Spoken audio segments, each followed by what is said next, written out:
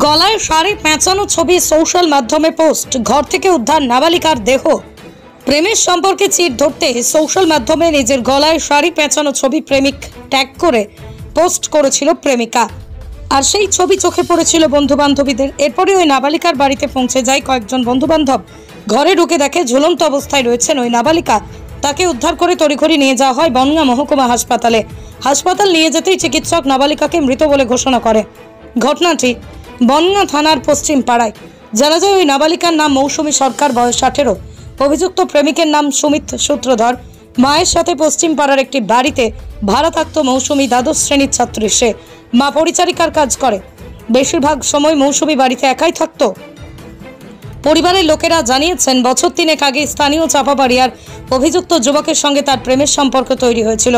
তারা একই সঙ্গে বিভিন্ন জায়গায় ঘুরতে যাওয়া সহ তাদের বিভিন্ন মুহূর্তের ছবি সোশ্যাল মাধ্যমে পোস্ট করত তারা। সম্প্রতি তাদের প্রেমের সম্পর্কের মধ্যে বিবাদ চলছিল। অভিযুক্ত সুমিত মৌসুমীর মাকে ফোন করে সোশ্যাল মাধ্যমে একাধিক একসাথে দেওয়া ছবি মুছে ফেলতে বলে।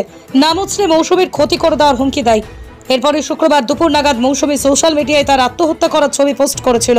তারপর তার ঘর থেকেই দেহ উদ্ধার হয়।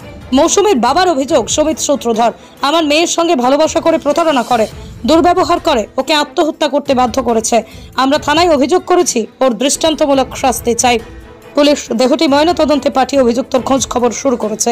অভিযোগ করেছি কালকে সকালবেলা 9টা নাগাদ সুমিত সূত্রধর বলে একটা ছেলে ফোন করেছিল।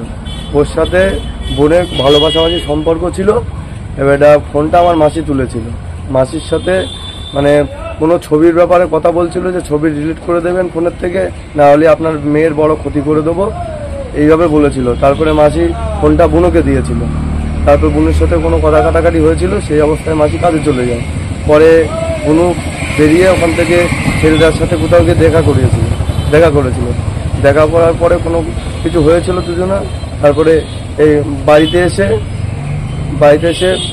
হচ্ছে গলায় শাড়ি দিয়ে আত্মহত্যা করেছে। আমরা চাই যে এর পিছনে যারাই থাকুক না কেন তারা যেন শাস্তি পায়। 2-3 বছরের হবে, এটা সঠিক তো আমরা বলতে পারবো না। যেটা 3 বছর হবে সেটাই বলতে পারে, বেশিও হতে পারে কমও হতে পারে। অভিযোগ হচ্ছে এখন এই বোনটা একজনের সাথে রিলেশনশিপে ছিল। এখন সে হঠাৎ করে কোনো কথাবার্তা না, মা বাবার সাথে কোনো ঝগড়া, কোনো কথা কাটাকাটি কিছুই হয়নি, হঠাৎ করে গলায় বেড়ে দিয়ে মারা যায়, এইটুকু আমরা জানি। বাকিটা যে কি আছে না আছে ওর ওই ফোনের ভিতরে পাওয়া যাবে। আর ওই বাড়িতে যে সিসিটিভি ফুটেজ আছে সেই ফুটেজটা দেখে পাওয়া যাবে যে ঘটনা কি করেছে। যার সাথে সম্পর্ক ছিল কতদিনের সম্পর্ক? গোটা মাস, বছরখানেক সম্পর্ক। কি মনে করছেন কি হতে পারে?